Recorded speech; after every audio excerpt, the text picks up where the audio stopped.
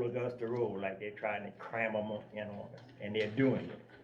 I've heard so many times when people said, change is inevitable. Sure, that may be. But where the change occurred is within our control.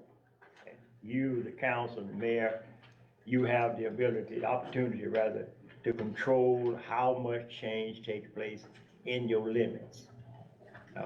This project, but the other people tried to put it like Deacon Bacon said some years ago, tried to bring in those old wreck cars and to be stored until they could be shipped out and all that. That was killed then. Now another company own it. They want to come in and say a smaller warehouse. A warehouse for what? Small warehouse for what? What is it going to be in that warehouse? What are they going to do there? But, you know, I'm just saying to council, and mayor and council, stop and think. Rankin don't have to have. Rankin's not broke. Rankin's not destitute where it's got to try to draw in a few more dollars from somebody building a warehouse. So just say no. And don't even annex it in and let him go someplace else. Find a different use for that project. You all have enough problem trying to deal with all the things that's coming at you. It's already here now, and it's still yet to come. There's numerous obstacles you're gonna have to deal with just that thing that you've already approved over there with the Billy Exeter tract that's being developed. There's a whole lot more sleepless nights you are gonna have before that's finalized. So why take on some more when you don't have to? So I strongly urge you to please just say no to this annexation, let it go, and continue to deal with the other things you're already dealing with. Thank you. Thank you, Mr. White. Is there anyone else have any comments or questions? Okay, there being none, I'll close the public hearing and turn it back over to the mayor. Mr. Dickey, I would like to address the community. Sure. And the council and the Come mayor. on up. My name is David Pierce with Pierce Building Systems, Statesboro, Georgia, 1577 Morgan Way. Mr. Alejandro and Monahara Shipping purchased the land 4 years ago, and to the community, it's zoned B3.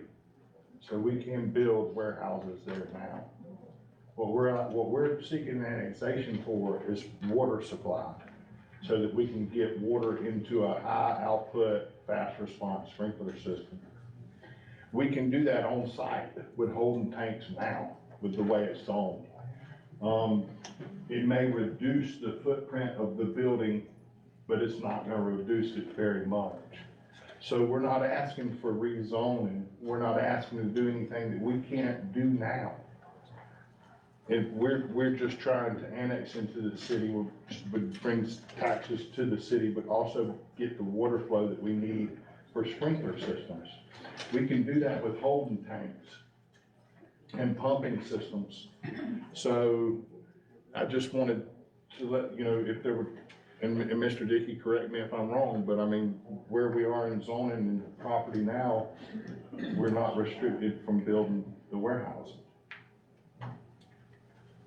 And the holding tanks are just, I mean, kind of 6 in one hand, half dozen in the other. We're trying to go to the city to get the more water faster. Thank you all. Thank you. Mayor and council, you have any questions or any statements? Okay, there being none, I'll close our public hearing and turn it back over to you. Okay, thank you, Mr. Dickey. This time we'll move on into our agenda items, and we'll go into old business number 1, which is a vote on the first reading of a petition filed by BKB Properties LLC requesting a conditional use to utilize the property as a self-storage facility. Property is located at 0 Magnolia Drive. It's owned GC General Commercial and is owned by BKB Properties LLC, parcel number R2090006. This item was tabled at our meeting of June the 12th. I need a motion to remove it from the table. So moved. Second. There's a motion by Mr. Scott, second by Mr. Blackwell to remove item 1 old business from the table. Any question or discussion? Mr. Scott? Yes. Mr. Brower? Yes. Mr. Blackwell? Yes. Ms. Taylor? Yes. Mr. Kirkland? Yes. Someone here representing BKB that would like to present this request. And let me say first to all of you who have been involved in this process. Thank you for your patience. I know this has been delayed many times, and we thank you for your input in trying to resolve this reasonably. And I want to thank our staff. I know there have been some meetings, and hopefully some good information has taken place. And I guess maybe before you speak, Mr. Woods, maybe if I could ask Ms. Lewis first to come maybe and just kind of bring us up to speed on those meetings and the discussion up to this point, and maybe what we may have to consider here tonight. Sure. Good evening, Mayor and Council. So I'm going to give you just a brief summary, just because it has been a while since, I know that this has been on frequent agendas, but a while since we've had the public hearing and any action. So just a reminder that in 2022, the property owner requested a rezoning of the subject parcel and the adjacent parcel to R8 to build townhomes. That request was denied, and in March, the property owner submitted a conditional use request just for the GC zone parcel, the general commercial parcel, for self-storage use. Although the conceptual site plan does show a stormwater pond on the R4 zone parcel, the application that came in for this conditional use variance is only for the GC zone parcel.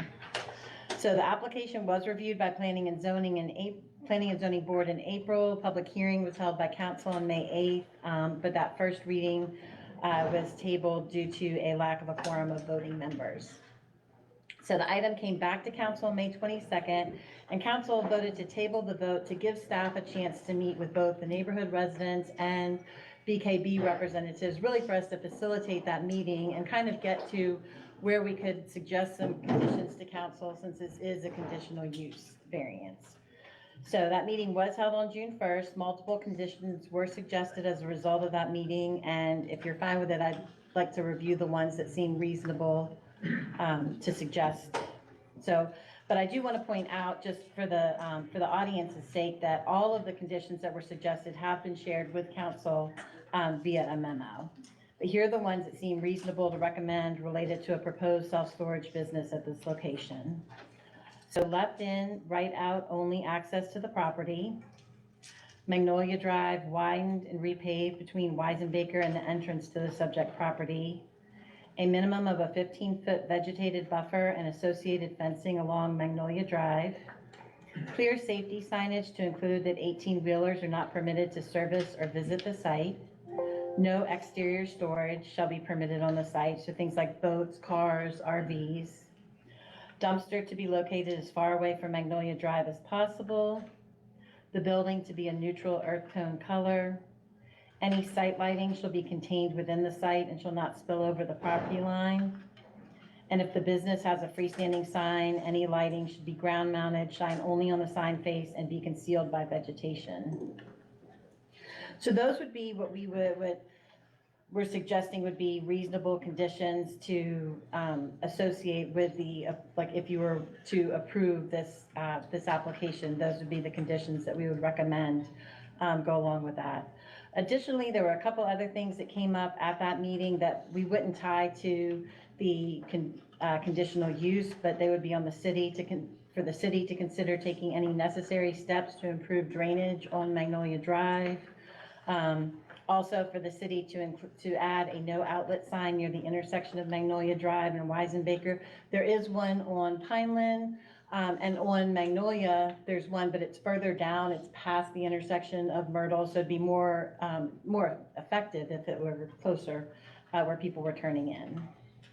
So this item was on the June 12th council agenda for first reading, but was tabled due to a lack of quorum of voting members.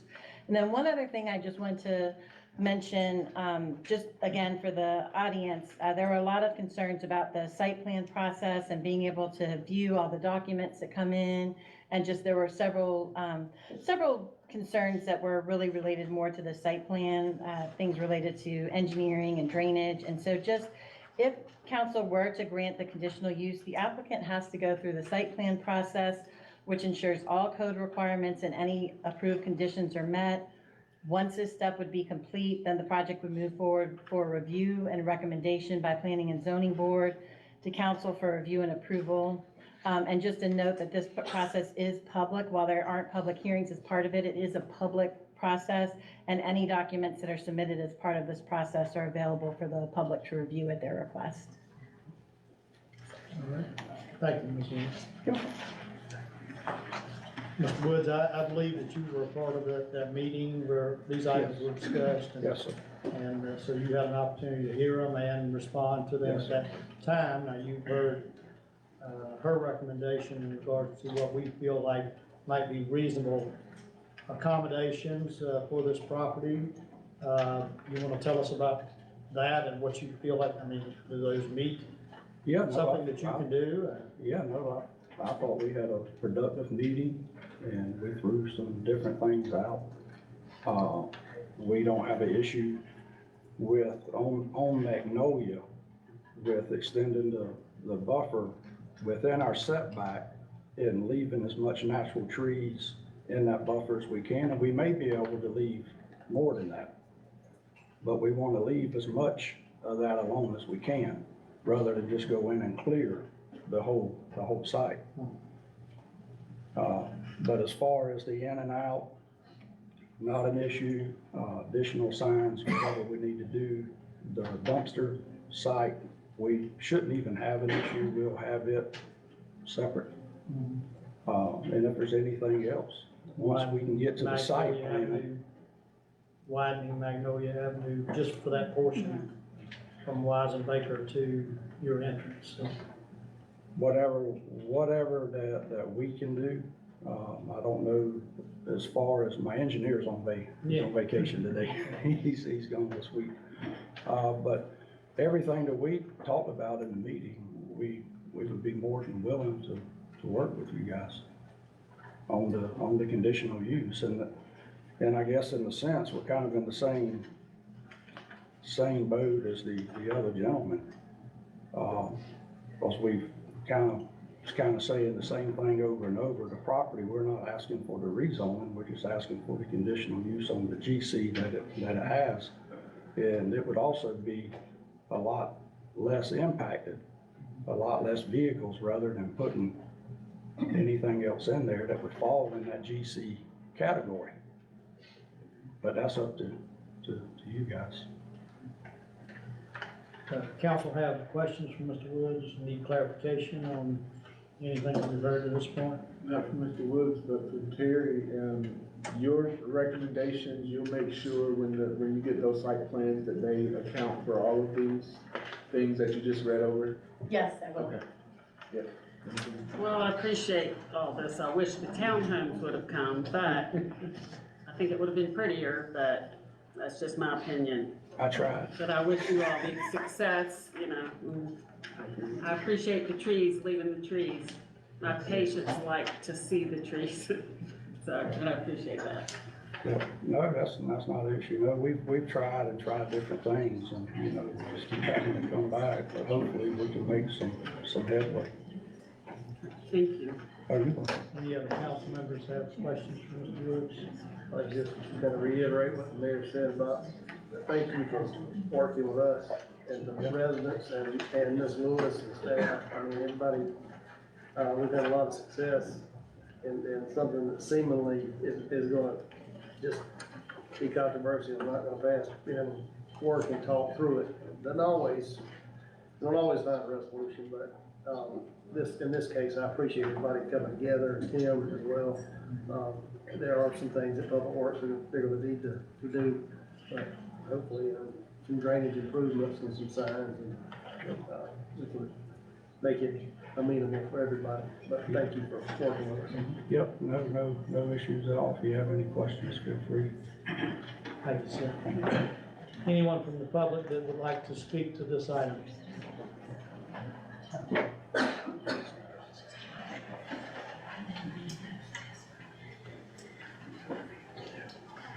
Good evening.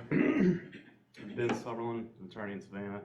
I'm here on behalf of Jason and Nikki Carangelo, 211 Magnolia Drive. The parcel's right next to, not that parcel, but parcel that is currently, according to that plan, it's R4, but there's gonna be a retention pond there somehow. This item is premature.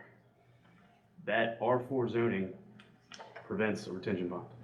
So how we could move forward with the plans as is, it just doesn't seem feasible. It also doesn't account for the drainage, because, if the retention pond can't be there, it can't go through the way that's draining right now.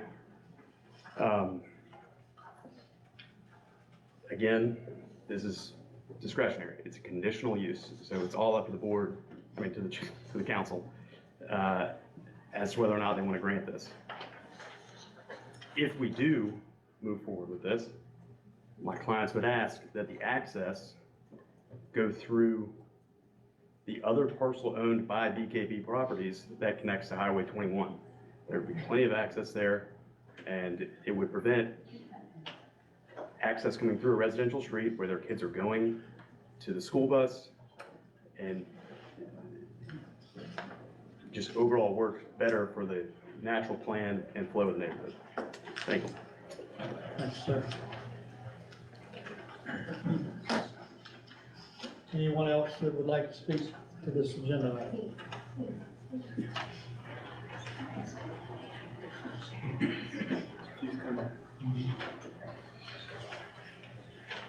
And let me just say while we're waiting for you to come, in regards to the other piece of property, there is nothing about that is in discussion here tonight. We're not taking any action on that property.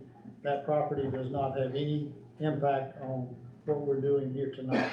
If at some time in the future, these folks come with a site plan and they are requesting a site plan approval for this piece of property that we're talking about tonight, then that's when we'll talk about drainage. That's when we'll talk about all those things and the options that may be available. So it may be assumed that this other piece of property is going to become a retention pond, and I can say that that's not necessarily the case. And so there are other options in regards to that piece of property as it pertains to drainage. All right. Thank you, Mayor. Yes, ma'am. Charlene Reynolds. I live at 208 East Myrtle Street, which is the connector street between Pineland and Magnolia, I'm sorry, between Pineland and Magnolia. Again, I've lived in my house 50 years, well, just shy of 50 years, just a few months. Okay, 50 years. Right now, we have 17 homes in our neighborhood. We have 15 children in our neighborhood. We have no park, so children play in the street.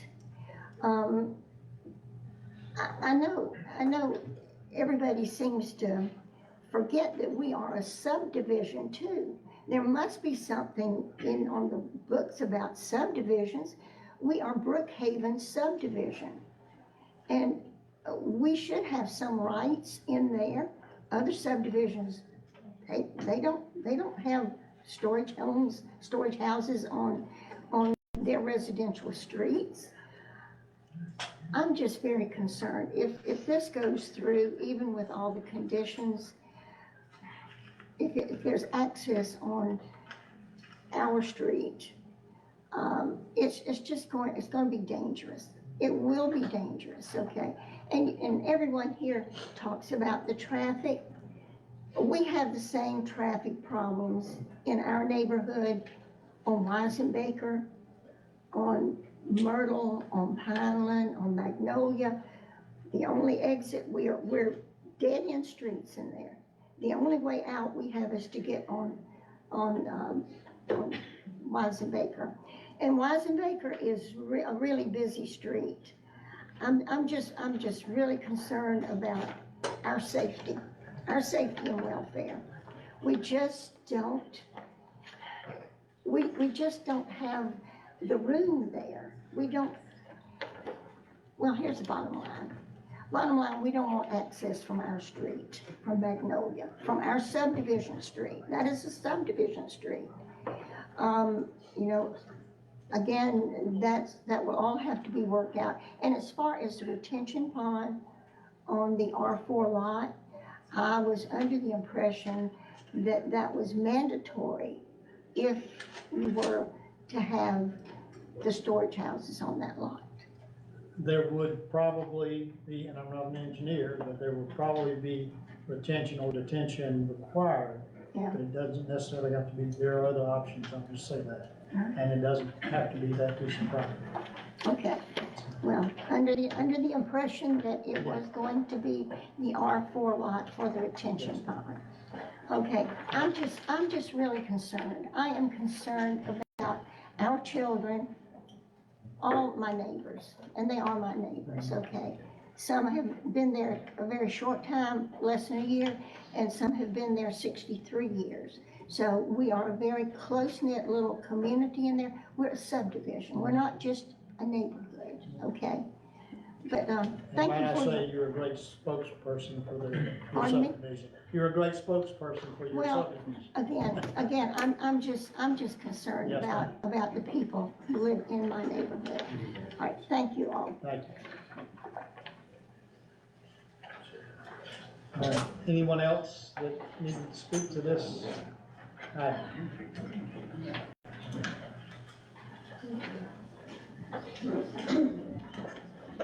Question number one.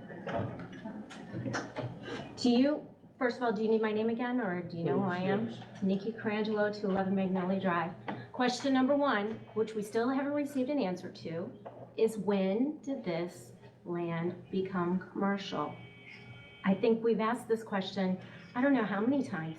We still have neighbors who bought into this land in 1969 who are wanting to know when it was rezoned commercial. We asked at the zoning meeting, which I don't appreciate you, Terry, saying was productive. It was not productive. We weren't even allowed to speak.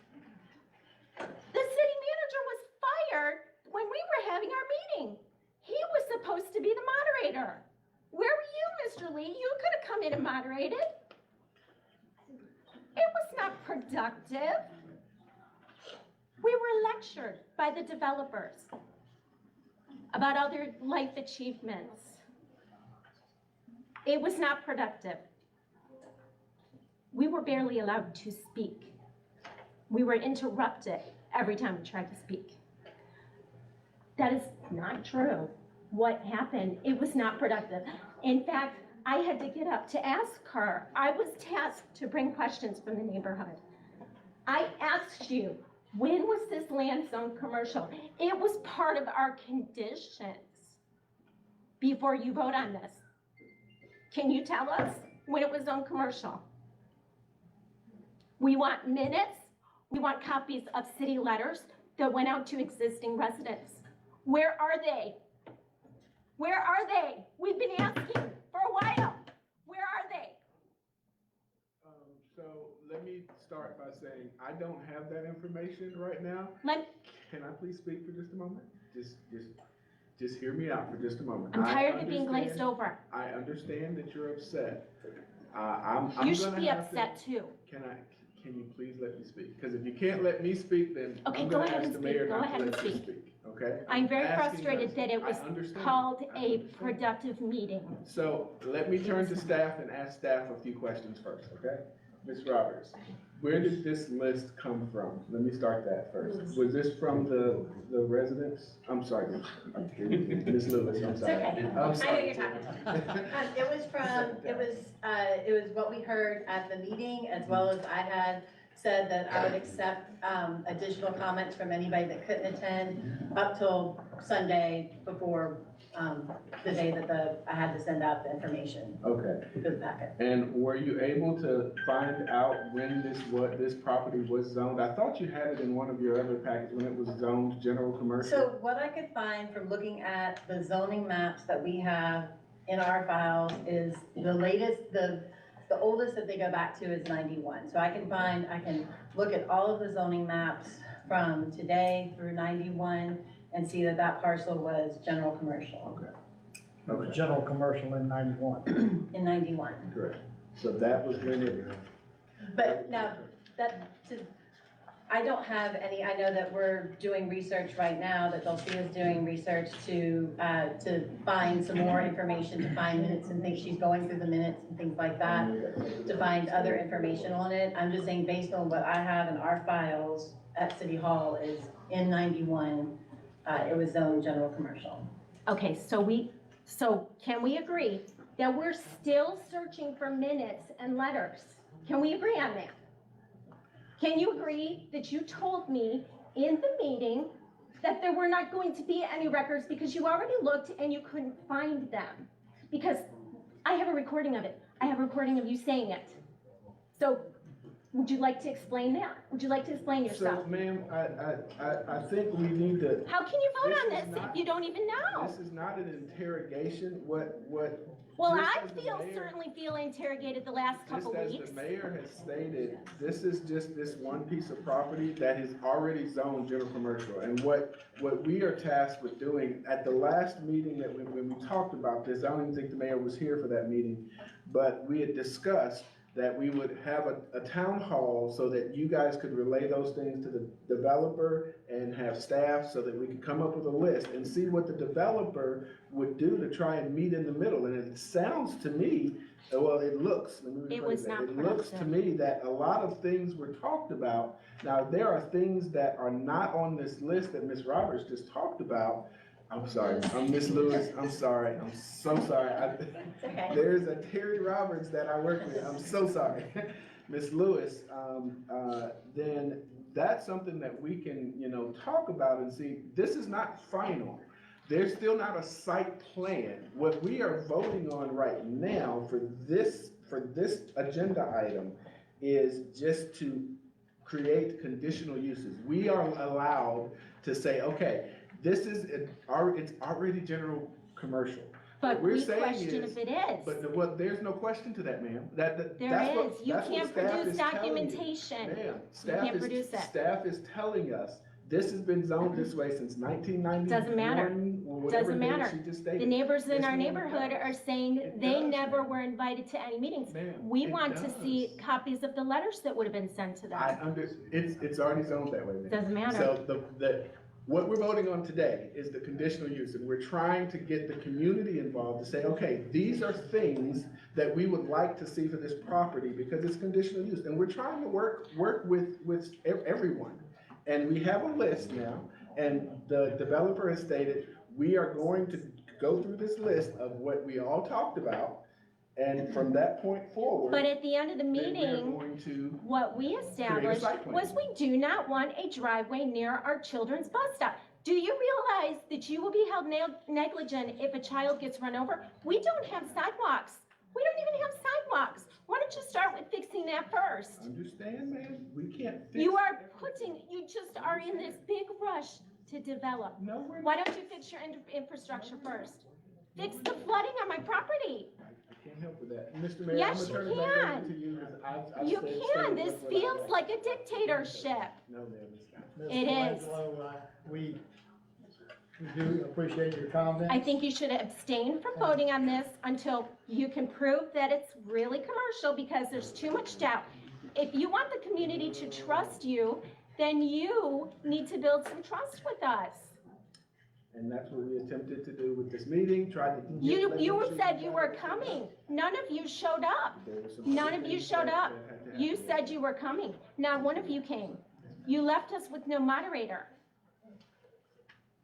Ms. Lewis was there. She was a weak moderator. No one listened to her. Mr. Mayor, No one listened to her. Ms. Colangelo, we're listening to valid points, but you're just being critical of everyone. I'm not being critical. 21, which I know everyone thinks is a crazy idea, but I just wanted to point out one thing I learned since the last time we spoke was that I think BKB combined a half acre of land from the Stonehouse's property to this parcel a few years ago. I wasn't aware of it, we weren't informed, whatever, it's in the past, but that made this parcel, I don't know, 1.6 acres to 2.15 acres. It made it larger. I don't know what the reasons were, but had that not happened, the Stonehouse had an opportunity to move their parking to the rear and make it a an easement, an access way for traffic to connect to a development in the rear.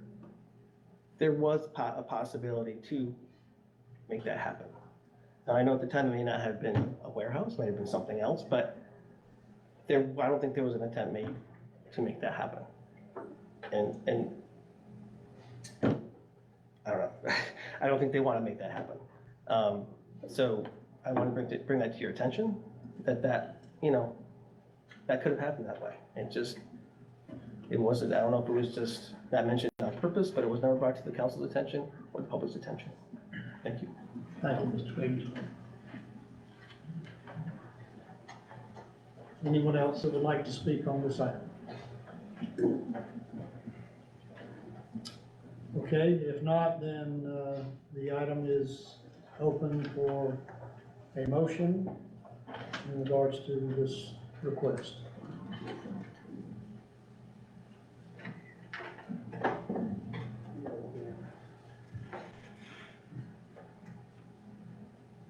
Think about it, approved. I like to second it, and, but I think we don't take anything like this lightly. I thought, feel that we worked out, and we had those comments, we addressed those comments that we had listed. We had none of the residents reached out to them, any of us individually. And, I think it's like less intrusive of what they can put there on that property. And, I for one thought the development they had proposed at first, yes, there's a big problem there. In essence, there is something gonna be built there in the future. This is less intrusive. Some of the things that can be built there, it frightens me. And I hate to see that come up in the future, which I believe it would be.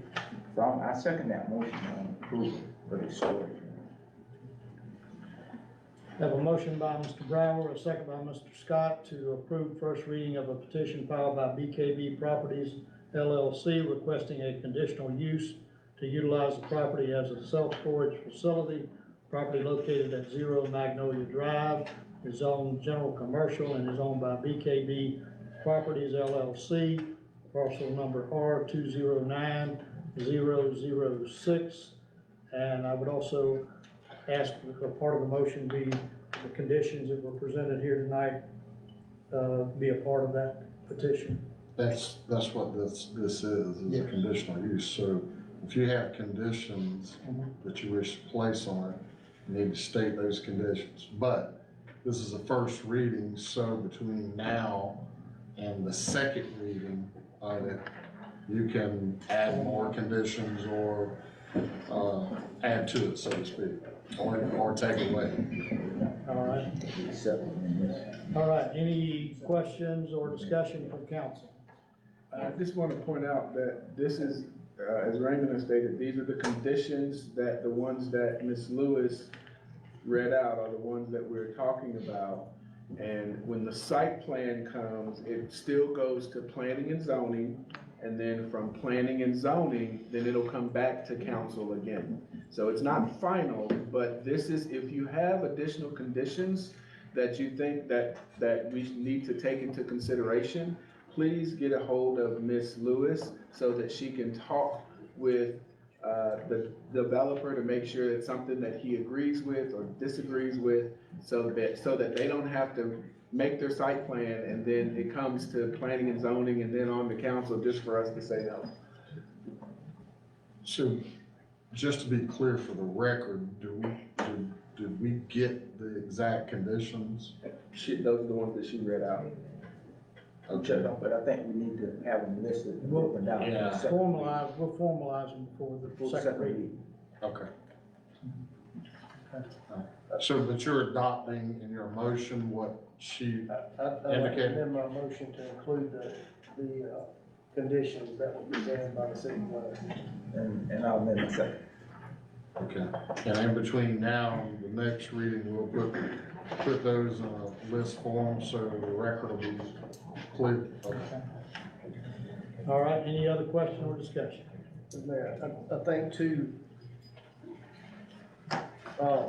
possible developments. Like you can go there would be a gas station and a motel, and especially with a motel,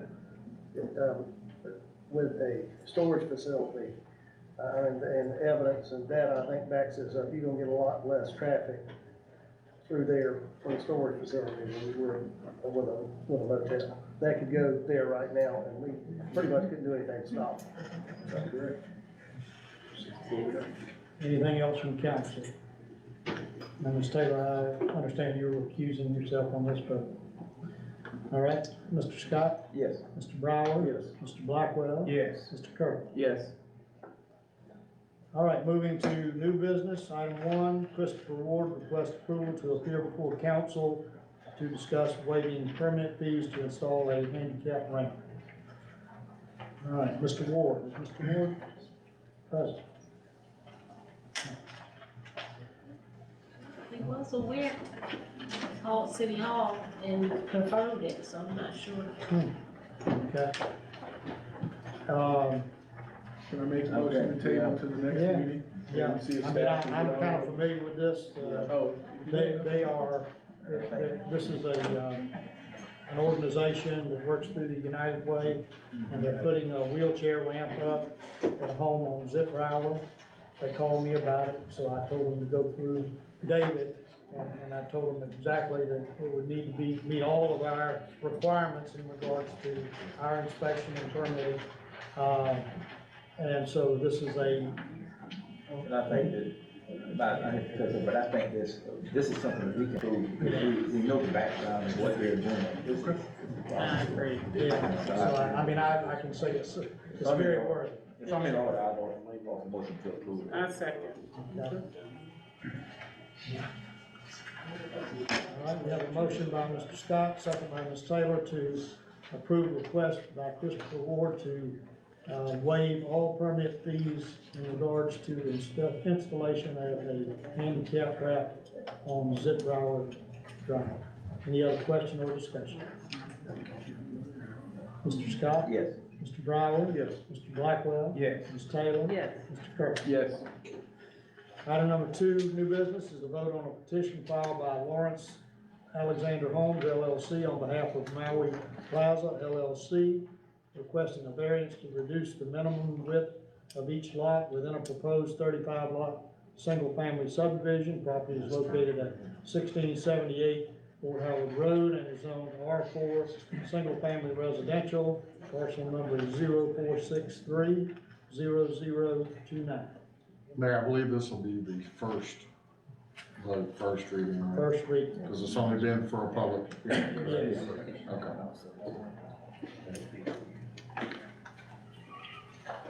All right. You have the floor, sir. Well, I think most of y'all have heard this before. This property's been here a few times, but I think some of the keynotes when we're looking at this property is, number one, we're keeping this property R4. I know this property's been brought before the council for multiple zonings. Keeping it R4 stays with what the city's master plan, is for the city of Rincon. One of the things to keep in mind as well is that with the variance, we have minimal impact to the wetlands. Only the 0.09 acres, which is less than 1/10 of an acre, which requires no mitigation with the Corps of Engineers, will be impacted. That is only for the road that is going in to access, to each individual home site. Also, with less wetland impact by reducing the lots, we're able to achieve, less impact to the wetlands, which will create more green space for the subdivision, allowing the residents a better aesthetic and an overall better plan to the subdivision. And I think really that's the difference here with the variance, is really just giving us the ability not to have to impact the wetlands and allowing us to reduce, it's just the frontage at each individual lot. The lot size itself stays the 12,000 square foot minimum or greater that is required under the R4. So we're not asking to reduce the overall lot size. We're just changing the dimensions of the lot to still achieve the 12,000 square foot that's required under the R4. Okay. I think we heard most of this information in our public hearing, but does anyone have any questions or need any clarification from Mr. Long? I think he cleared out pretty good because our concern was the setbacks and meeting the setbacks. Yeah, we're still gonna maintain the. Square footage in the required. Correct, we're maintaining the same R4 setbacks, so the variance does not affect the setbacks for each lot, front, side, and rear. So none of those are changing under the R4 or under the variance request. We are simply requesting to reduce the lot frontage at the front of each lot and changing that by elongating the lots to maintain the 12,000 square foot minimum that's under the R4. And Ms. staff, Lewis, I just have a quick question. Did we finish, I know we were getting a survey done there of Fort Howard Road, not a design, but a survey. Would it be out of line for us to ask to put a sidewalk in front of your area to kind of prepare for it? I mean, I know it's gonna look weird for, you know, a period of time until we're able to catch up. But would that be kind of a weird, odd request since we're not even done with the design yet? I was about to say, if that's something for the site plan, I'll be happy to meet with staff under those recommendations. And I was gonna say too, like, I believe that was also requested on the property just slightly down the road, a new subdivision that was approved right after I started. Same thing, like, so it's just, even though, yes, you will have these pieces that aren't necessarily connected, it at least gets you a head start to, you know, when more. So just to be clear, you're talking about putting in a sidewalk, because the neighborhood has a sidewalk already inside of the community for Right. walking, but you're talking about on Fort Howard Road Yes, sir. within the buffer? Yes, sir. Okay, I don't think that's gonna be a problem. So you're talking about within the city's right of way? Yes, yes. Okay. Is that okay with you, Tim? Okay, yeah, if we can do that, that would, you know, it'll look a little weird, but I think it's important to go ahead and get those. Yeah. I don't foresee a problem with that. Okay, thank you. No problem. Any other questions? If not, a motion is in order. I make a motion to approve. Second. Have a motion by Mr. Kirkland, second by Mr. Blackwell to approve first reading of a petition filed by Lawrence Alexander Homes LLC on behalf of Maui Plaza LLC, requesting a variance to reduce the minimum width of each lot within a proposed 35 lot single-family subdivision. Property located at 1678 Fort Howard Road. Any other question or discussion? Just as a reference point, I heard somebody mention about where's this at, it's, we don't have I don't think we have a visual that can show it, but it is, can somebody, past Bunyan Guessing, right? Yes, it is, just Correct. past that. To the right. Yeah. Correct. No public comment on this one? Yes, sir, if you'd like to comment. I'd love to. Trent Eichman, 212 Pineland Drive. I wish you guys had this many questions for a commercial or industrial business going in. This poor man kept the same square footage, kept the side setbacks. You guys have been grilling him for 3 weeks, 3 different meetings. I wish you had that many questions when they're bringing something in the middle of a subdivision. I applaud this man for building residential. You've done everything you can to hound him when he's keeping the same footprint, meeting the same side setbacks. I wish y'all had that many questions for people bringing crap in our neighborhoods. All right, any other questions from council? Mr. Scott? Yes. Mr. Brower? Yes. Mr. Blackwell? Yes. Ms. Taylor? Yes. Mr. Kirk? Yes. Item number 3, new business, is second Thank you, reading of an Council. ordinance to amend chapter 42 of the Rankin Code of Ordinances. And this was, Ms. Lewis, do you want to talk about that? It's in regards to our drainage, flood plain. Right, so these are changes that have been requested by the county as part of the hazard mitigation plan that they're updating. All of the communities within the county are being requested to make the same changes. Also, I had a meeting as part of a community assistance visit in March with a floodplain manager for the state to talk about changes that were needed to the ordinance just in general, and these are the same exact changes. So we're making the changes that have been made by the county and by, that are being requested to be made of Guyton and Springfield as well. Thank you, ma'am. Any questions from Ms. Lewis? Make a motion to approve. Second. Have a motion by Mr. Kirkland, second by Mr. Scott to approve second reading of an ordinance to amend chapter 42 of the Rankin Code of Ordinances. Any other question or discussion? Mr. Scott? Yes. Mr. Brower? Yes. Mr. Blackwell? Yes. Ms. Taylor? Yes. Mr. Kirkland? Yes. Item number 4, new business, is request approval to purchase an overhead rolling garage door from Advanced Door Systems in the amount of $7,500. Line item number 580, 6140, 5222, 17. Mr. Bessemer. Thank you, Mayor and Council. I apologize, but I want to remove this from the agenda for tonight. Since submitting this, there's been some other things that have come to my attention regarding the golf course that are, I don't want to say more important, but things that I have to take care of before this. So I apologize about that. All right, so we will just take no action on this. Thank you. All right, wait. Yes, ma'am. This is very important, very, very, very important. Is there any way I could take it out of beautification? Because kids are getting back in that thing. We did block the fence off, but they climb over from the pool area. And our expensive equipment is not secured. And it needs to be secured.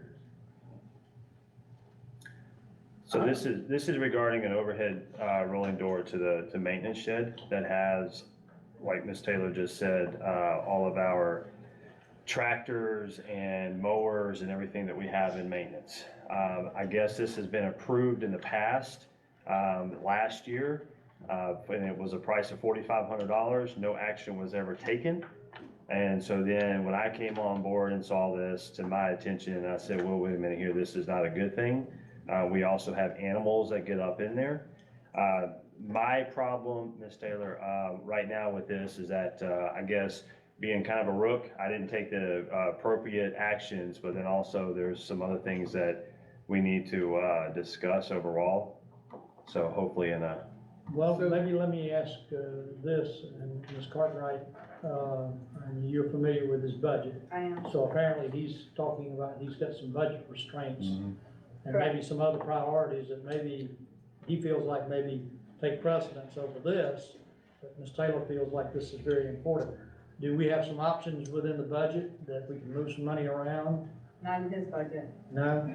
Can My you, budget, can you move it from there to put it in his budget? I can at your approval or your request. right.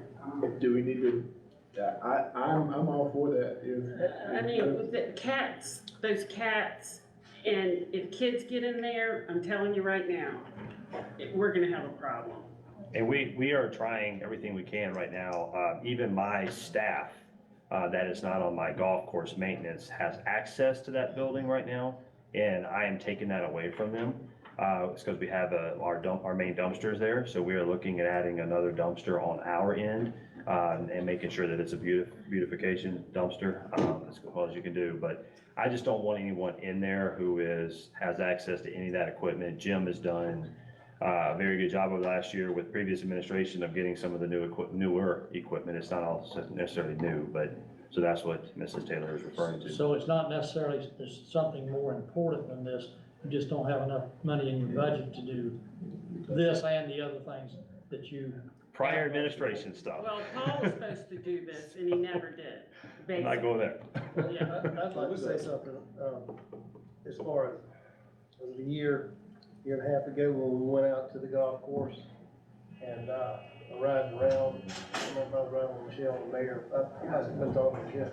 I was kind of shocked that it was not over there, and I think several people had that conversation, but, I mean, is it budgeted? No. Is it needed? Yes. Do we need to make a budget amendment? I would say yes, because, like Michelle said, I mean, it takes one child getting in there and getting injured, and this is $30,000, $40,000, $50,000 equipment. So, I mean, it should have been done a long time ago. We know there's an issue, and I really think we need to address it now, so we don't regret that we didn't later. And this is where your charging system is as well? No. It's not a charging system. You mean for my carts? Yeah. No, sir. That's my cart barn. This is actually stuff that is So you can correct. Equipment and. Like big fairway mower, green mowers. More in the fairway. brand new $10,000. Yeah, bus. big equipment. Mr. Dickey, can we approve this tonight pending a budget amendment? Or do we need to do that first and bring it back? I just think we need to make our mind up that this is gonna get done. I mean, that's as far as, we need to go out for bids, if we've gone out for bids or what. But let's do it right. Let's do it. I think it's a security issue. I think it's something that we can do to make it and even have to prove it later because it's a security issue and move forward with it. I think we can. In my opinion, it's not an emergency because we've already been so long that it hadn't been done. Your proper procedure is to move, to have it approved and have the budget amended to approve whatever it is. So you don't have that action tonight because it sounds like you don't know where the budget. Well, we know where the money's gonna come from. It'll come from Michelle's line of, Okay, but hold on. So there's two different things here. Are we dealing with an unbudgeted item where there's no money available for it? Or are we talking about, and no money in the budget for it, period? Or are we talking about moving it from one department to another? we're in a moving it budget from amendment? one fund to another fund. There's money in the They got a budget. beautification line established.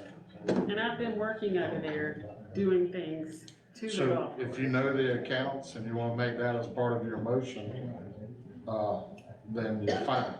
But if the money's not available and you're gonna have to go back to the general fund and pull it back. No, it's not gonna affect the overall, the net budget from the end of the year. Because it's gonna be coming from another account. So we just need to get it approved to move from one fund to another fund. Yeah, you can do that. Okay, so, yeah, let's go ahead. We'll make a motion. Can I ask you a question real quick? Sorry. It seemed like there was already budgeted $4,500 for this store. Where's that $4,500 that was, even though that previous guy didn't use it? I'm just trying to say, if that's already allocated to it, then can we just add $3,000 to it? No, it was used for more a priority. Yeah. Okay, so that 45 was, it was used somewhere, okay. Correct. And unfortunately, everything's gone up. No, I got you. I just thought that was 4,500 sitting somewhere allocated already to this, and if it's already a line item, then you could just add 3 and move forward. Sir, your name for the record. Justin Doss, USS. Thank you, Mr. Doss. Can I make a motion, how do I do this? We approve to move funds from beautification to cover the 7,500 for the golf course. And Door, approval to purchase To purchase, the door system okay, for 70. to purchase the door for $7,500 to protect our equipment. That's second. Oh, sorry.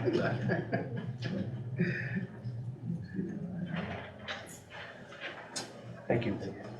Thank you. So is that a resolution? Yes. All right, let me see if we got this.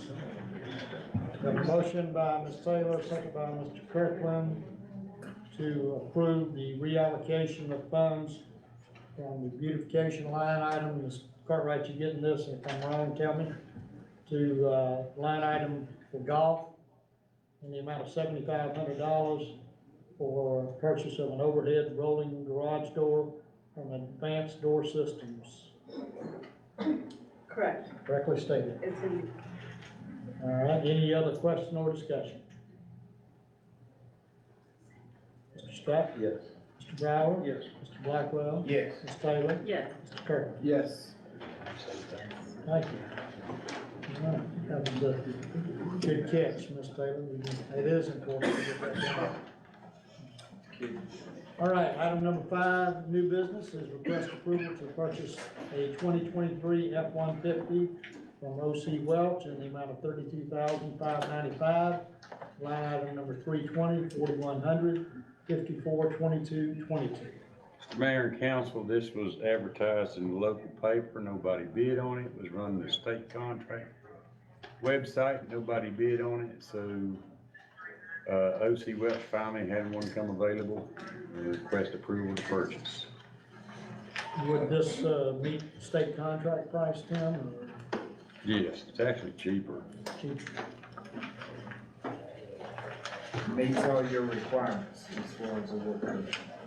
Is this your new truck or somebody else's?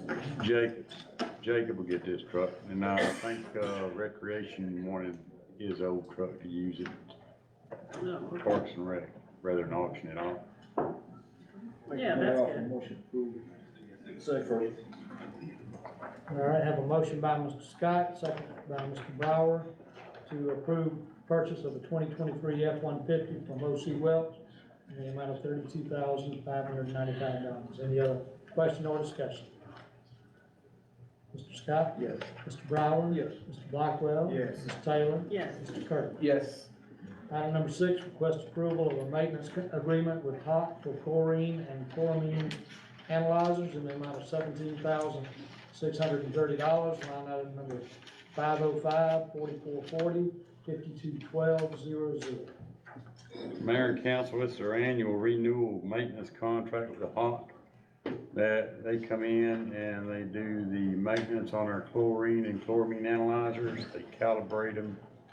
If anything goes wrong, we have a tech line to call, and if we can't fix it here, then they send out a tech to take care of it at no additional cost. It also covers any additional parts needed, which parts on those machines are very, very expensive. We've had a contract with them for several years, haven't we, Tim? Yeah, since we started doing the 24/7 monitoring. They come out once a month or They'll come out every quarter unless needed. unless needed? Okay, that's what I'm doing. I make a motion to approve. Second. Have a motion by Mr. Blackwell, second by Mr. Scott, to approve, contract with maintenance agreement with HOC for chlorine and chloramine analyzers in the amount of $17,630. And that's for 1 year, right, Tim? Yes. Any other question or discussion? Mr. Scott? Yes. Mr. Bauer? Yes. Mr. Blackwell? Ms. Taylor? Yes. Mr. Kirk? Yes. Item number 7, request approval to pay Georgia Environmental Protection Division $13,469.50 for the annual testing fees for wells. Line item number 505-4440-521200. Mr. Mayor and council, that covers all the EPD required samples for the, withdrawal permit other than the coliform samples, which we have to do locally now since we're required to do 15 a month. And, so we have to do a private contract lab for those. So move to approve. Second. And a motion by Mr. Brower, second by Mr. Blackwell to approve to pay Georgia Environmental Protection Division $13,469.50 for the annual testing fees for wells. Any other question or discussion? Tim, do you have a list of all the things that they do test for, that EPD comes and tests for? I can get you one. Yeah, could you? I mean, they send us, they'll send out a email that this sample bottle's on the way and tells us what it's for. And then they'll send it to us and we have to ship it back to them. But they don't have like, these are the samples that we want on a yearly or quarterly basis, or is it just you wait on a bottle? Well, they notify us. I mean, we've got a list of certain stuff that's required. Yeah, that's what. I mean, you can get additional stuff, which it's not necessary. Yeah, that's what I'd like, if you could, yeah. Just so I can have a. Posted to our site. Any other questions? Mr. Scott? Yes. Mr. Brower? Yes. Mr. Blackwell? Yes. Ms. Taylor? Yes. Mr. Kirk? Yes. Thank you, Mr. Mayor and Council. Thank you, Tim. Item number 8 is setting of the hearing date for Jonathan Lynn and procedures to be followed at the hearing. This I would propose be our motion. It is a motion to set appeal hearing of Jonathan Lynn and procedures for the hearing. This appeal hearing is governed by the city charter and not the personnel policy. The motion would be in order to set the appeal hearing date for Thursday, June the 29th, 2023 at 6:30 PM, and the following procedures. Mayor and majority of council will present a statement outlining the reasons for termination. Jonathan Lynn will have an opportunity to respond to the reasons for termination and to convince mayor and council not to continue with termination by correcting the issues raised by mayor and council. Mayor and council and Jonathan Lynn shall have an opportunity to respond with any further information. So those are our dates and our procedures for appeal hearing. And so I would ask that be a motion. Just so I'm clear, it's a public hearing, but the public will not be allowed. It is not a public hearing. Okay. It is an appeal hearing. Appeal But the hearing. public is entitled. Open to the public. Yes. Are they gonna be allowed to, That's anyone up to be you. allowed to speak? That's up to you.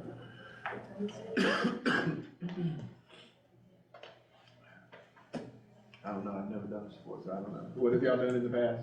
Or, Well, Mike got to speak, his friend got to speak. no, I'm talking about the city manager stuff, because they've gone through a couple of those, Yeah. so. What did you guys do? Actually, in the Osborne appeal, the public did not speak. That was presented by Mr. Osborne as a witness on his behalf. Because we specifically addressed that at that appeal hearing. Well, we can talk about what we can do, we need to straighten that out later, but one thing about it, he has made the request, so we gotta approve, this motion to make his request, his deadline. Our motion to approve. Second. We have a motion by Mr. Scott, second by Mr. Brower to set the hearing date and the procedures to be followed at the hearing for Mr. Jonathan Lynn, and the date is June the 29th, 2023 at 6:30, and the procedures have been stated. Any other question or discussion? Can the public have any input in this at all? As Mr. Dickey said, it's, if Mr. Lynn I mean, or tonight, before y'all make your motion. tonight, Yeah, can I say something? sure. Because there's some of us in the public and in the zoning plan that would like to speak to this. So I think it's unfair not to give Jonathan the opportunity to have his people or people here that represent and can speak on behalf of the work we've seen him do. Well, that'll be, Mr. Dickey will be conducting the hearing. And That's in there. yeah, They can do that, Yeah, it's in there. He can, Okay, he okay. can respond to those charges. but can anyone else speak? He has to present you. Okay, but he can present us. Sure. Okay, good. any other questions or comments? Mr. Scott? Yes. Mr. Brower? Yes. Mr. Blackwell? Yes. Ms. Taylor? Yes. Mr. Kirk? Yes. All right, moving into administrative reports, Chief Murray. Mayor and Council, I'll try to be as brief as possible. Just wanted to let you guys know I'll be on vacation from July 6th through the 11th. No. Go- I'm just kidding. Going on my first cruise ever, to the Bahamas, so I don't know how cell signal is out there on the boat, but good. What's that? What's that? Stop it, he's on vacation. Also, I'm assuming you guys got my reverse evaluation I sent out. Did anybody not get it? Okay. I'll give you a quick rundown on my scores. I averaged all the scores, 1 through 13 on the questions. Question 1, 92%. Question 2, 90.67%. Question 3, I'm slowing down so you're right. 84%. Question 4, 92%. Question 5, 89.33. Question 6, 94.67. Question 7, 90.678. 92%. 9, 90%. 10, 94.67%. 11, 96%, 12, 88%, 13, 94.28%. That was 15 responses. I sent that out to, I also had the original email copied on what you guys received.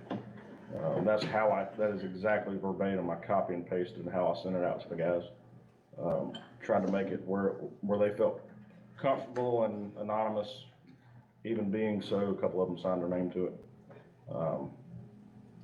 And I think the number 14 that I had on there was pretty good also. I left a notes section so they could elaborate on my scores I earned, any comments they made, and I thought it went really well. You can see through some of them, it wasn't just a straight down the list, 5, 5, 5, 5, all the way down. But I think they were honest, and at our next department meeting, I want to kind of address some of those things with them and get opinions on how to move forward. So I think it went really well. Something I've been wanting to do for a long time, and just kind of finally did it. Kind of came up with questions off the top of my head I thought were applicable. Aside from that, I don't have anything further unless you guys have questions for me. Any questions for Chief Murphy? If y'all need another copy of that, I can get you one. Anything from the Freedom Rings? No, that went very well. You didn't have no real excitement. Thank the Lord. It went better than last year. The parade itself was flawless, had no issues at all. We increased security. For those of you that were there, we had 3 wide up front, myself, Sheriff, and Chief Deputy Bush taking up the whole roadway. We had 2 State Patrol guys about halfway down the length of the parade following along in the travel lanes. And my thought on that was if something got through the front, we had something halfway through to address it. And in the back, we had 4 kind of staggered in a pyramid shape to address anything that may come from the old Augusta direction toward the back, so we could address all sides of it. We also used, thanks to Chief Reed, he gave us a couple of fire trucks, big engines to block the larger intersections. Also, Lieutenant Thompson was a few hundred yards in front of us as kind of a pre-security as the parade was rolling through. He could address something if it was coming our way before we got to it. So, as far as I know, I mean, it's all I've heard is positive feedback on it. And the event itself, the fireworks event, we had no issues. I want to say at this particular time while we're talking about it, I want to commend all of our city staff. It required everybody in the city doing these events Saturday, and everybody did an outstanding job. And I'll tell you, as I was leaving the event and just saw the presence of all of our people, I mean, Public Works, city staff, everywhere, our police, coming out and seeing all your officers with the lights, and that presence was just pretty impressive. But it was a great event, and it took everybody to do it, and we appreciate everything everybody did, because it takes a little extra effort, a little extra time, and it was a good event, but it was because of y'all. Thank you. Thank you. And they did a great job even after the parade, getting the traffic out and dispersed evenly and quickly. And they continued to work that afternoon at the Freedom Park before the fireworks and after the fireworks. Because I was there from about 5 o'clock until after practically the last car was there, and the fire department, the maintenance department, and the police department all did a fantastic job over there at Freedom Park. This year was Corporal Estes' first year in coordinating the parade and the traffic detail for the fireworks show. And he did a great job. I think we had, if not a record number of cars, I think we had close to it and got them out of there in quick time. Really quick. It did. We had one incident that I observed that I wish I had taken a picture of.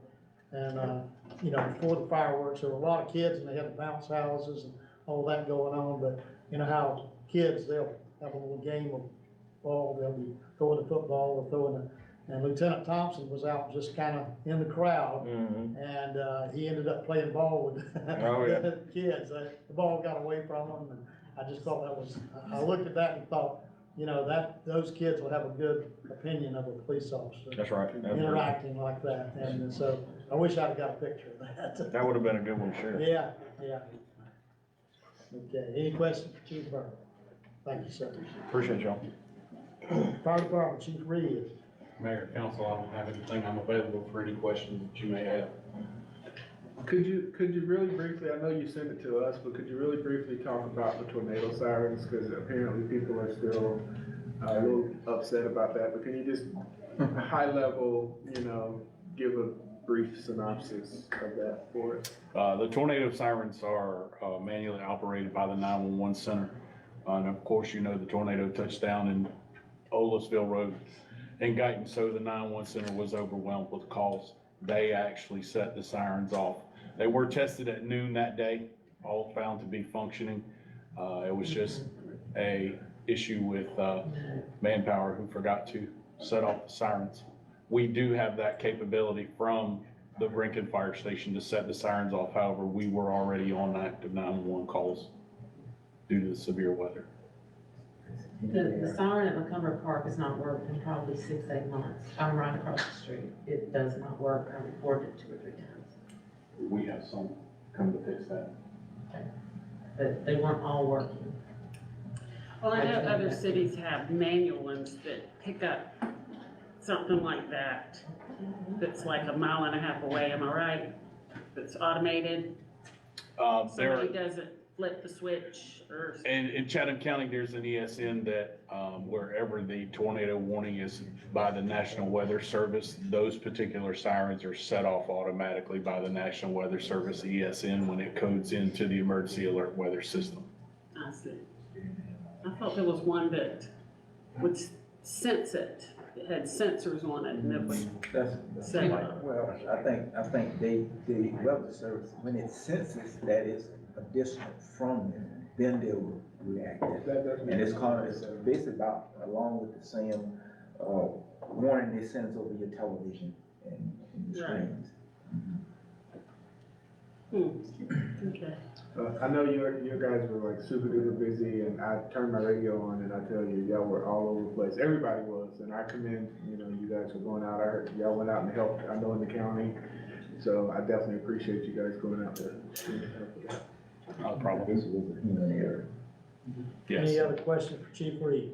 Chief, do we know when somebody's gonna be able to come out and look at the one at Montgomery? They are coming from North Georgia next week to service the sirens. Yes, sir. Anything else? All right, building and zoning, Ms. Lewis? No report. Any questions for Ms. Lewis? Public Works, Mr. Bowles? Nothing to report. Available for question. Any questions for Mr. Bowles? Finance, Ms. Cartwright? Nothing to report, Mayor. Okay, you starting to put together a budget schedule? I actually have, I'm glad you mentioned that, actually, I will talk on that. I have started to put together a budget calendar. I want to actually move it up a little bit, so I'll be contacting the directors so that we can kind of start talking about that. I go on vacation in August. I want to make sure everyone has their budget and has started working on it, giving me some projections so that we can talk about it while I'm gone. But yeah, that'll be like the second review, because then we have to review with you all too. So it's gonna be it's gonna go kind of fast. We're gonna be moving kind of fast. So those who have expenditures and revenues, it'll take a little bit more time. So, you know, be prepared to see my face. All right, good. Any questions for Ms. Cartwright? All right, golf course, Mr. Bessinger. I'll make it quick, but I don't have a problem ever taking up some time. So first and foremost, let me just say real quickly that no disrespect to any of the previous administration earlier with some of the stuff that, like the door, for example, but I think really the whole issue is there's been a lot of neglect. So I'm gonna go ahead and be verbal with that. So this is not the first time you will see me. We have some big time issues. I think everyone's probably, hopefully you got the little report that I sent you today. I don't know, is that okay to send you on a Monday? Would you like it a little bit earlier? Like, I was kind of waiting for the weekend. Yeah, well, typically, if you can, I mean, Dulcie can give you the schedule. She likes to be able to include those in our packet. So Okay. we get those midweek before the meeting, and I think generally Wednesday, so Okay. coordinate that with her and. Perfect, I appreciate that. There just hasn't been any verbal guidance. Okay, there hasn't really been any communication with me over here, so I need to have a little bit of something, so I do appreciate that. Weather, as we all know, has been kind of an issue. So we've had, close to 10 inches of rain the last 12 days, so we've had a lot of walking only. So as I mentioned in that brief little email that I wanted to give you, that, we need to kind of have a little sit-down chat and just kind of talk about some things for the future. I think that revenues right now are looking good. We were hurt last week just because of, the rain. And then, speaking of budgets, really why I came up here and started talking, because, little things like the door will start to add up. And I don't necessarily know that last year, if this was approved, that it could have been the same thing that I'm gonna end up having to do this year. Is like, oh my goodness, where are we gonna put this money versus this money? We have revenues coming in, the city and outside the city has been really good in coming in now supporting us. So we were very, very good today. So that's a good thing. The golf course is looking extremely good. I've actually talked to quite a few people, have gone to some of our main competitors, Crosswinds, Black Creek, Southridge, and they're coming to our golf course saying our golf course is in, as good, if not better shape than, most of those, which is really nice.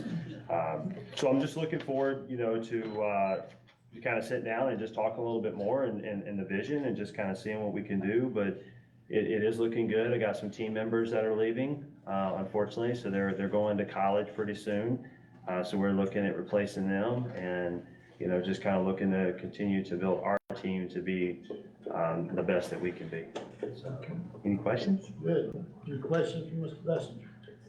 Could we have maybe a budget workshop? I don't know if we have a mid-year workshop plan or everything going on, but, if we just had a regular workshop, I know we'll have needs, as we always do, of one. I find it very beneficial to go out and since you're new, you could show us firsthand what your concerns are. So we're going into the budget, we'll have seen it. It's always a lot easier. Still think we need to take a field trip, but, if that'd be all right, if we could have a meeting out there the next few months. I think it'd be good. Well, we got fresh eyes looking at things now, and Yes, sir. so I'm sure, not being critical of the previous, but you're seeing things differently than maybe he did. And so I think it'd be good to get your evaluation of where we are and have council be aware of that. So. Absolutely. And as I mentioned before, I think previous administration did very good at some of the numbers that I gave y'all today, so that's a huge benefit. So I think that the better that our asset becomes, the more that we have to protect that asset. And I think that, some people may not like that, in terms of potential money or something, but, we have to do that. So, but I would love to do that. Sit down. We're getting there, we're getting there. We are. Everything is looking good, so thank you. Brian. Thank you. All right, anything from council members? Yes, I've got several phone calls about the rec department fall ball. So what are we gonna do about that? All right, I think we're challenged right now with staff, but I believe that we can reach out to some resources that'll allow us to be able to have our fall sports, and with a little help from some of the folks that have been faithful in helping us in Rankin, both some of the parents and volunteers, and I think there's some other resources that we can reach out to.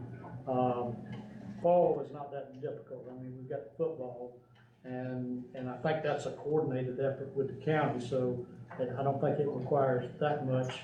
You got the soccer, then you got the baseball and softball. Now that might be the one that's coordinated with the county. But anyway, we need to get together and talk. I mean, we are challenged with our personnel right now, and, but I feel confident that we can put a plan together to be able to have our fall program, so. Can I speak on that? Yes, sir. Yeah, my name is Bobby Vanderart. We are the coaches of the Rankin Colts. The program we started about 3 years ago. 2017, so it's been a little longer. He dragged me into this. We have some concerns about the football being canceled, and we have stepped up. Mike's over 30 years, Rob's 25 years, and myself's 20 years. The other guys have been with us for the last couple of years. I look a little older than that. Getting there. Like I said, I was only supposed to, he wrote me in this for 1 year, I'm going on 6, so, you know, I try to explain this to my wife all the time. But we have a deep passion for football. I don't have a kid on the team, Rob doesn't have a kid, Mike doesn't have a kid. And we do this strictly because we love the game, and we love the kids, and we put in a lot of time and effort, and we don't have a problem with stepping up even further to help the rec department to keep this program going. We've really fought hard to get this, to keep this.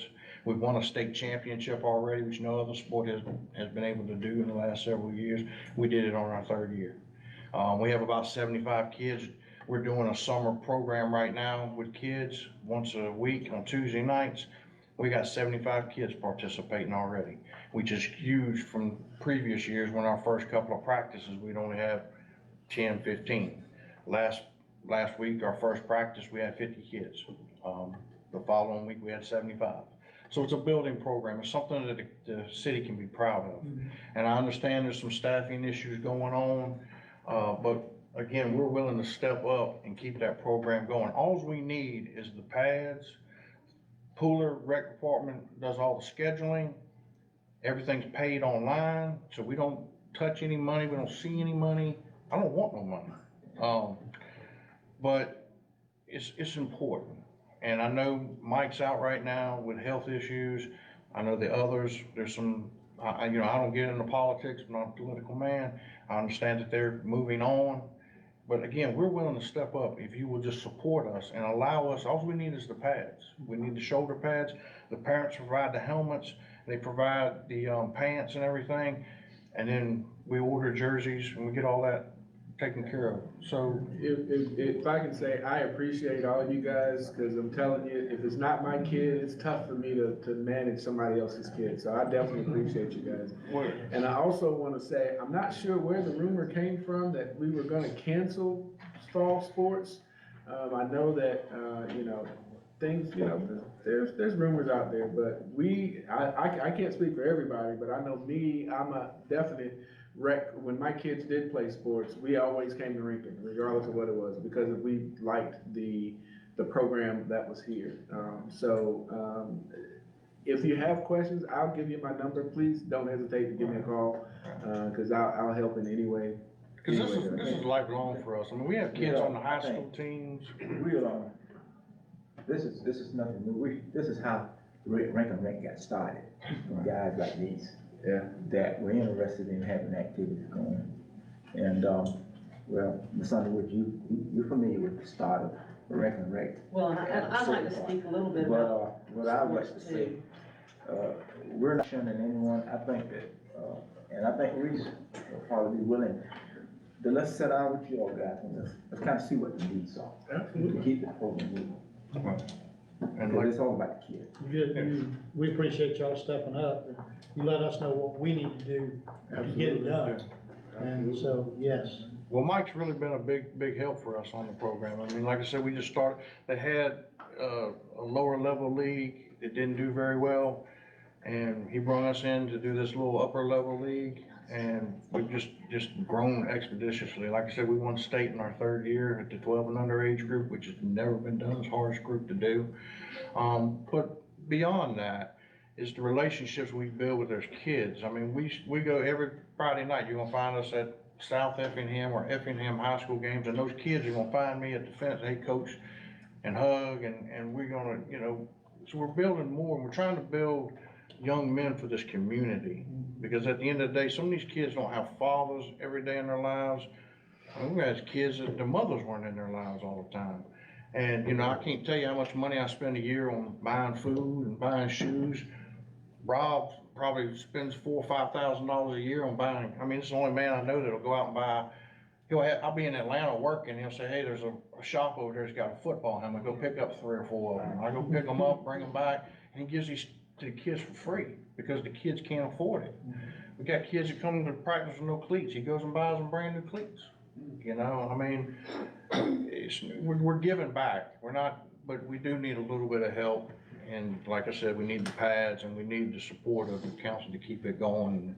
And it kind of made us nervous when we heard that there were some rumblings that they wanted to shut down the programs here, and it just doesn't need to happen. Well, I appreciate that. I think we'll do everything we can to make sure that doesn't happen. And with your help, we can do that. Yes, sir. What kind of timeline are we working with? Or is it pretty restrictive, or we? The sign-ups usually go the whole month of July. August 1st, we normally get pads. That's usually when we get pads, August 1st. But we're not an in-house team, so we play Bryan County, Chatham, Bluffton, Pooler, so we don't play in-house. We play the surrounding counties, and we represent Lincoln, is what we do. What about, how many teams? There's 3 age groups, 8s, 10s. We have 8s, 10s, and 12s. Can I say something? Because they're talking football. They're talking football. Can I say just to add to it, so y'all know, because registration's been halted until they know what's going on. So, and I'm the one that posted what may or may not be discussed tonight, because if you're halting registration, then we've held up things. And and my goal is to get these people to start coming to these meetings to direct the direction of our city, which none of you mind, I know. But this is what I found out today. You're gonna have over 500 kids that need to be registering. Registration should be going on right now. And some of these teams, registration ends mid-July, some mid-August.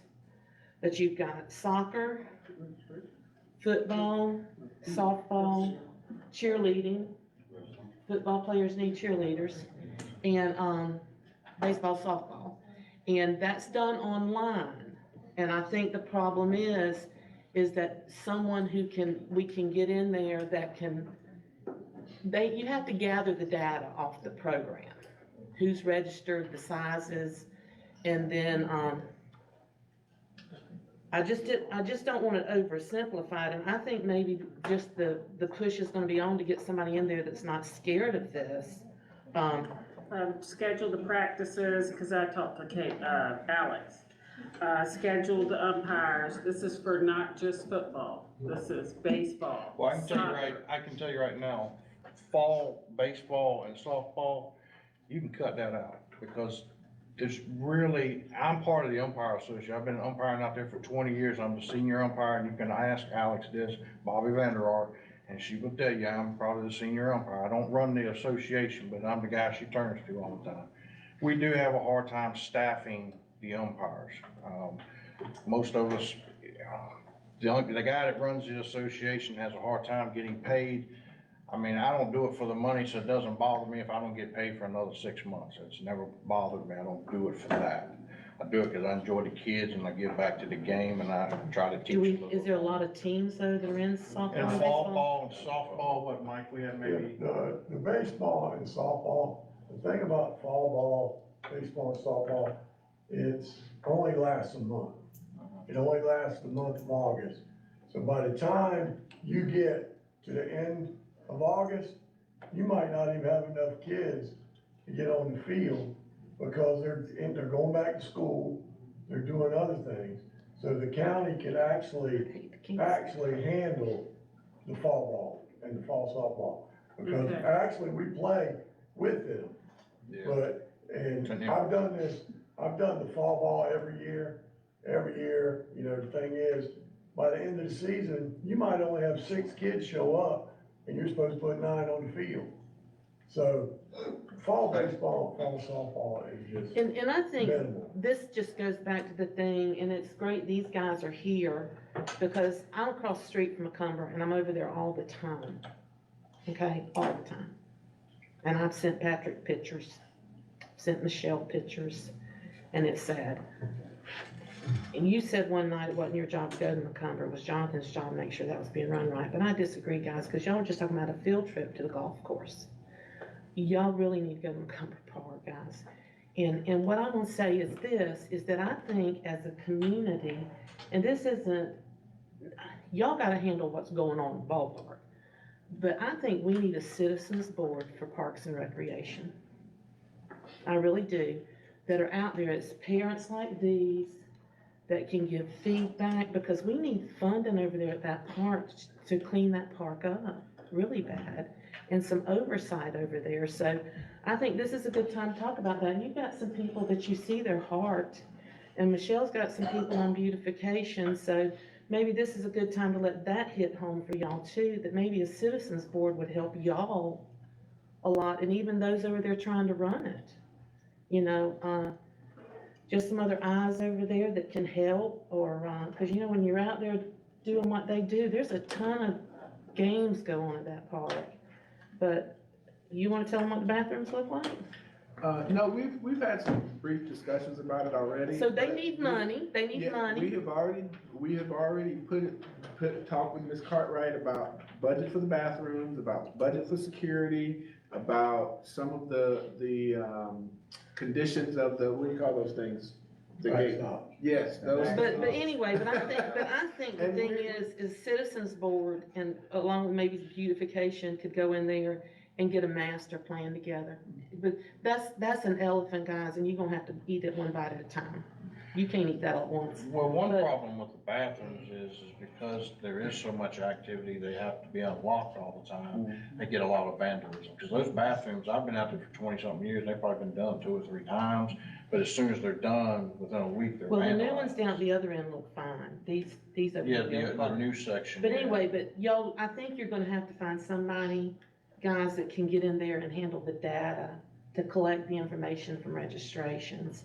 And then you can get citizens and people to help put the teams together, find the equipment, get the coaches, get the umpires. But I think getting in there doing the data part might be. I think what it is, it's on Community Pass. The way they run the computer thing, it's on Community Pass. And then Community Pass, all they do is they go on there, they pick their sport they're playing in, and then they pay online. And Mike is a Yeah, I am. part-time The employee. reason why they put me on part-time is that way I can run their lawnmowers, then they be cut grass. Cause I'm pretty much, Monday through Friday, my wife always asks me, what do you got going on at the ball field tonight? Well, now I'm gonna tell you, the inmates out there, the inmates y'all got right now are doing a tremendous job. You know, and trust me, to go and joke at my house is, oh, look, the inmates are sitting down again. But this group y'all had, you never see them sitting right now. They work hard out there every day. I was watching them today, filling up those lawnmowers and back out again. So they'll keep the grounds for you. They'll chalk the fields and do that. I think it's just that data. I even talked, Mike said something about that probably last year, that he was thinking about doing I don't know, the county, what they have a rec board. What they Breaking do. needs one bad. So Mike was talking about that last year, but nothing really ever come of it, because he asked me if I wanted to be on it, blah, blah, blah, and I said, that would be cool. You know what I mean? Because there is a lot of things that could be addressed, and, I mean, it's just, I mean, my thing is, I don't do it as a part-time employee, I do it for the kids. When that kid shows up to practice and comes up to me, and he's got that big face, that smile on his face, I got parents, I coached them when they were 10 years old, and now they got kids out here that's 10 years old. And then they'll come up to me and they'll say, you remember me, Coach Mike? Like, Mr. Dickey, I coached his son before. But that ought to tell you something, so. So my name's PJ Shannon. I've dealt with Tim, I've dealt with Reese, and Mr. Scott, I looked up to your son in high school. He was a standout athlete. I looked up to him like nobody's business, and I thank the Lord of him. We have kids that are representing the city of Rankin at a state level that practice on the outfield of a baseball field for football. We have people who represent our city practicing soccer with no lines on the outfield of a baseball field. There's no soccer complex, there's no football complex. We can't even host a tournament here because we don't have the facilities. Our first practice, 2 weeks ago, you know how many kids could use the bathroom on the old side? 0. There's no lights. The toilets are overflowing with poop. I have personally told Mike, get me the facilities, get me the equipment. I'll redo the whole bathrooms for free. I built houses for 20 years. I would love to see those bathrooms renovated. I don't mind donating time. But I promise you, there's not a single person in this room right now that would go sit on a toilet in the Rick and Rec department. And they host state tournaments over there for baseball. And on top of that, and I hate to bring this up, but why are we listening to these people that come in here talking about warehouses and mini storage? Are they still here? No, they don't give a dang about our community. They just want to throw something up and make money and get the heck out of here. Let's put up a subdivision right down Fort Howard Road that's got 35 more houses that our school can't hold right now because it's already at max capacity. We got a rec department that we can't even determine if it's gonna stay afloat or not. And you've got all these people that want to be here. I moved back to Effingham County, particularly Rincon, after 20 years because of the city of Rincon. My kids play at Macomber Park. They don't play at Springfield Rec. They don't play at Guyton. They play at the Rincon Rec Department because that's what we moved back to the city for. And that guy and this guy and everybody else and every lawyer, they're long gone. Because they don't have people that live, they don't live here. They don't have kids here. What are we gonna do from us? What are we gonna take all that money that all these warehouses are doing and put back into the kids in this community that are gonna be the entrepreneurs down the road? And can I wanna add to this, and I know y'all have budget issues, and I know, I know you have issues, I have no idea how big they are. But I know that the rec department raises several $100,000 an event for those carnivals and things, and it's all going into the general fund. And my question is, there some way the city, and I'm gonna be honest, I live here, we need to be paying property taxes, okay? Let me make that easy. And I know that's something y'all hate to talk about, but maybe we could see if we couldn't start taking some of this money the rec department's earning and putting back into the rec department. I mean, we've got the, and I know you can't do that this year. I know y'all got budgets and you gotta figure it out. But can we start looking at some things to do to start pouring some money into parks and Did you rec? see how easy it was to repurpose money from one account to another to put up the garage door? That was $7,500. We're Hey, talking about I hundreds could of redo those thousands. entire bathrooms for Yeah, but $7,500. We had this discussion several months ago. I did, as a matter of fact, and I asked Ms. Cartwright, make sure we increase the rec's budget to reflect all the things that rec has done. So we are increasing their budget so that we can redo the bathrooms and do all of Well, those things. beautification went over there, and I'm gladly email y'all the list of just easy things to do, not easy, but we have a list of things to do just to beautify that park, and it's things like the batting cage floors and bathrooms and things like that. But it's just gonna take a couple of years, and everybody needs to be patient with y'all while y'all get us here, cause I know that y'all just can't say, oh, Rincon needs $500,000, let's just give it to them. I know you can't do that, but if y'all will just start, please, looking at how you can start funneling money. Well, we just got $10,000 from the Koreans, so we could probably put that towards it. Mr. Lee, Clarence Morgan Park, I was looking at the county's budget, their phase 2, they're getting $15 million for phase 2 at the rec department. Albacore Landing, which is a boat ramp, got $750,000 this year. I know it has nothing to do with Rincon, it's the county, there's no bathrooms down there, there's no lights or anything, they got $750,000 for that boat ramp. For what? I mean, it's crazy. But I think our point to that is Rincon, the city of Rincon is the largest population undeniably in this county, yet we get the smallest portion of the money. And I don't know if that's something y'all need to handle, or if that's a state level, I don't know. But it seems unfair to me that our rec department, his budget is like this and theirs is like this, and don't have half the people. Has anybody explored grant options? I mean, I know I know that we should be funding this stuff, but has anybody in the city explored grant options? There's grant options out there for everything. Rec, public safety, there's grant money out there for all sorts of stuff. Who's looked into that? Actually, we have been looking into grants. There's a grant that, Joe Bueller, he actually took the initiative to help with tennis courts. So we're looking at that, and we don't even have a grant We person. constantly decide to kind of get grants. There's no guarantee, there's so many Right. people reaching for them. If you It's get not one this year, guaranteed. it'll probably be 10 years for you. And we do have If you don't lots try, of you can't get any. recreation, it just hasn't been allocated. That's why I think the board would be good, but I know it's late. I'm gonna go home. Okay. Mr. Scott, I thank you for your time. All of you, very valid points. Let me just say a couple things. First of all, proceeds from the fair and the circus in the past, we have designated directly to rec. Not all of the money, but some of the money, because we recognize they've done a lot of the work on those things. Well, are there more opportunities? Yes. The other thing I guess I would say is I sit here and I listen, and I believe someone said that registration should be going on right now. It should be, she's right. Well, why is it not? It got Who halted. stopped? It halted. She shut it off. Do you wanna It should address be that? going on right now. That's right. Because we suit up on August 1st. Yeah. So about 40 days prior of suiting up, those kids are signing up right now as we're Right. speaking. They should be. So I guess my question is, I think who made that decision not to register? I think you're sure your current employee is Alex.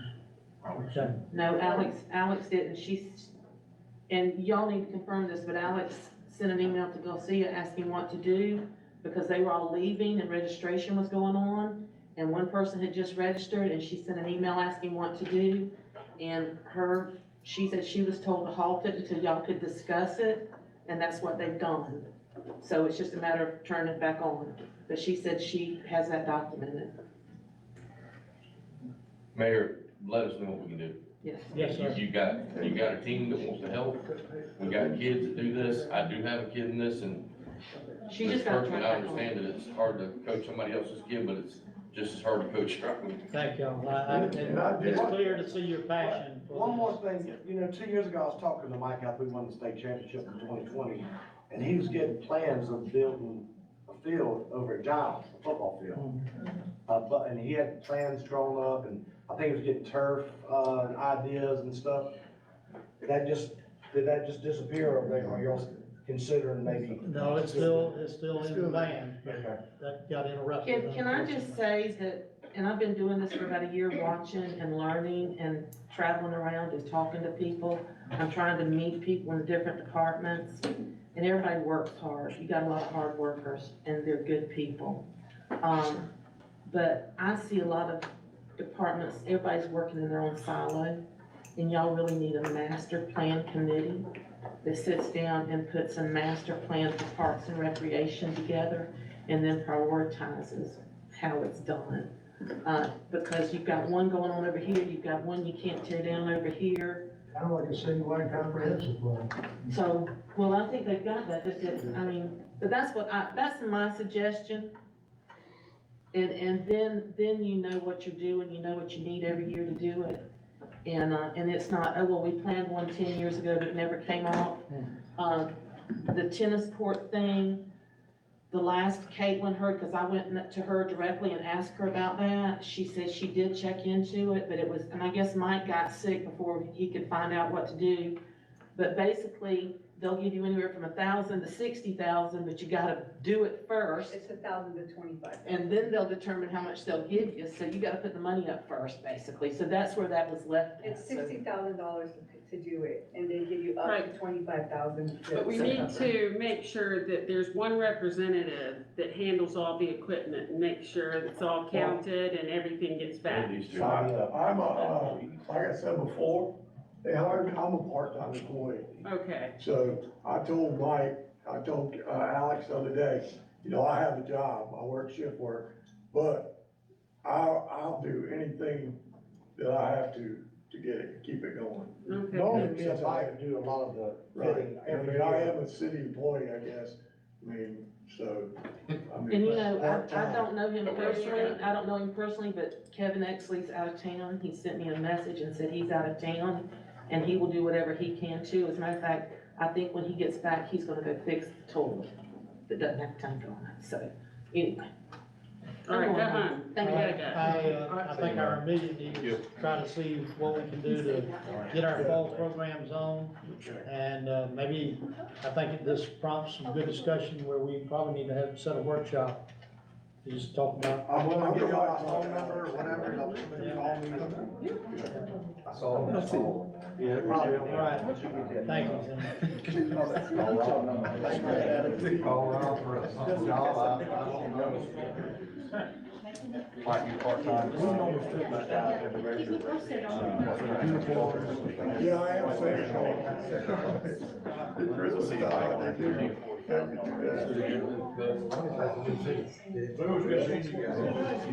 Thank you.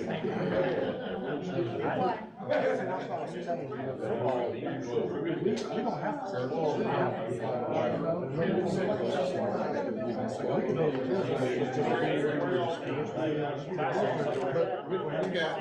still got a meeting here. Yeah, we're still.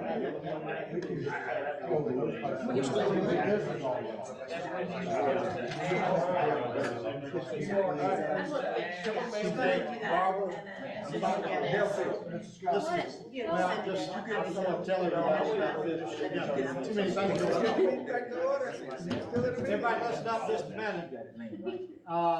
Everybody knows that Ceylon, the new, manufacturer that's coming to supply the Hyundai group over in Bryan County. They're gonna be having a facility here in Rankin, and they had a community event last week. And I'll pass this around the council, a little presentation plaque, that they gave to the city of Rankin. But I especially like plaques that come with money. And, this one came with $10,000. So, we'll get that check and we gotta decide how we wanna, I will say this, and this might be a recommendation to council. Department.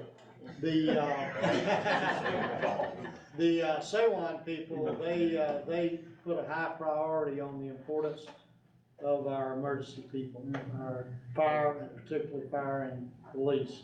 And so as we think about how we might allocate that $10,000, fire and police might be recipients, so, but, if you see anyone from Ceylon, thank them for the plaque, but mostly for the money, so. I'll see you next week. We're still not done. Yeah. All right, anything else from other council members? Yes, sir. Everybody listen up.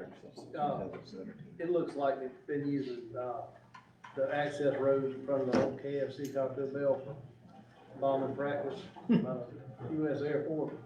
It's bad. And I know it's not our road, but we're the ones that get all the profanity thrown our way whenever somebody hits a pothole. And it's been a constant, you can ask David, it's been a constant battle to make sure that they address their issues for our residents. But could we contact the property owners and say, hey, listen, we gotta get something done? And you probably had complaints on that, but I saw it the other day. I mean, again, right there at Walmart, it's probably that. Along those same lines, the car wash is gonna be like right there.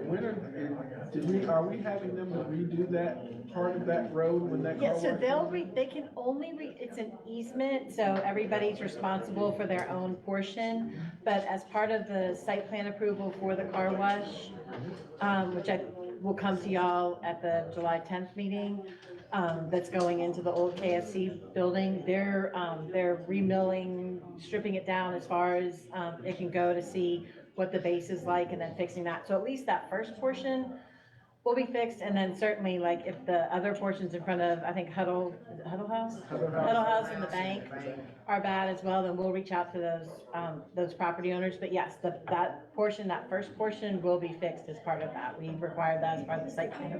We have a timeline on when they get started on that. I would think pretty quickly, so he'll come July 10th to get council approval. He's already been to planning and zoning board, has met all of our requirements, planning and development, so I think as soon as he gets through that, he's ready to get started.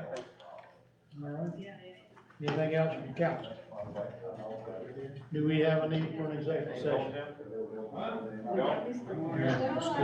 guess that's how that goes, Mayor. I'll fix it. All right, we do not have a need for an executive session, that means a motion to adjourn is in order. Motion by Mr. Scott, second by Mr. Blackwell to adjourn, all in favor, signify by saying aye.